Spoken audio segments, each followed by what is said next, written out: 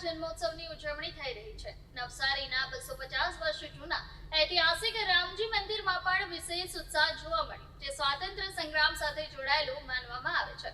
Gas સિલિન્ડરની અછતને કારણે આ વર્ષે મહાપ્રસાદમાં ફેરફાર કરવામાં આવ્યો છે।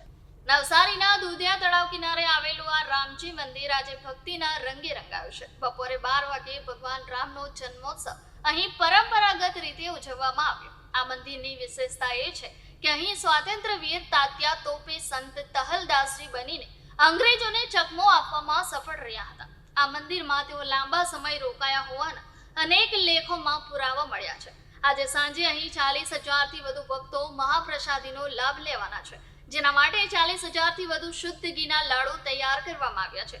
જો કે આ વર્ષે ગેસ સિલિન્ડરની અછતને કારણે મંદિરના ઇતિહાસમાં પ્રથમ વખત મહાપ્રસાદીના મેનુમાં કાપ મૂકવામાં આવ્યો છે। ગેસની તંગીને કારણે રસોડામાં પહોંચી વળવા માટે મગનું ખાટું અને હલવો જેવી 2 વાનગીઓ રદ કરવામાં આવી છે, જેથી વધુમાં વધુ લોકોને ભોજન કરાવી શકાય।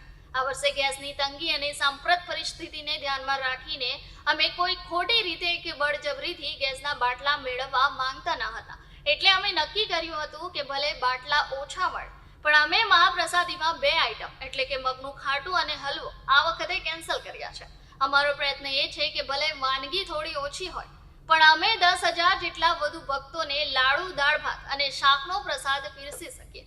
અમે સામાજિક ઉત્તરદાયિત્વ નિભાવી રહ્યા છે અને ભક્તોને વિનંતી કરી છે કે આ પરિસ્થિતિમાં સહકાર આપીને રામનવમીની ઉજવણી કરે। ભલે વાનગીમાં ઘટાડો થયો હોય, પણ ભક્તોની આસ્થામાં કોઈ ઘટાડો દેખાઈ રહ્યો નથી।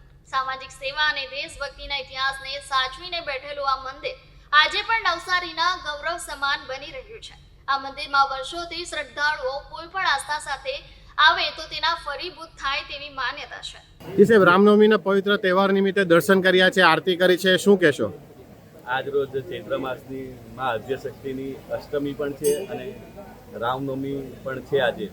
તો આજે અમે આ રામજી મંદિર ખાતે આવીને અમે તથા વહીવટીતંત્ર તેમજ અહીંયાના ટ્રસ્ટીશ્રીઓ ભરતભાઈ ગાંધી અમે તમામ બધાએ આવીને રામ ભગવાનના દર્શન કર્યા અને આરતી પણ કરી। ખૂબ લાગણી અનુભવું છું અને રામ ભગવાન તમામ નવસારી શહેરીજનોને સુખ સંપત્તિ અને વૈભવ આપે અને સમૃદ્ધિ આપે એવી નવસારી જિલ્લા પોલીસ વતી રામ ભગવાનને પ્રાર્થના પણ છે અને સર્વનું કલ્યાણ થાય અને વિશ્વમાં શાંતિ સ્થપાય એવી નવસારી જિલ્લા પોલીસ વતી રામ ભગવાનને હું હૃદયથી પ્રાર્થના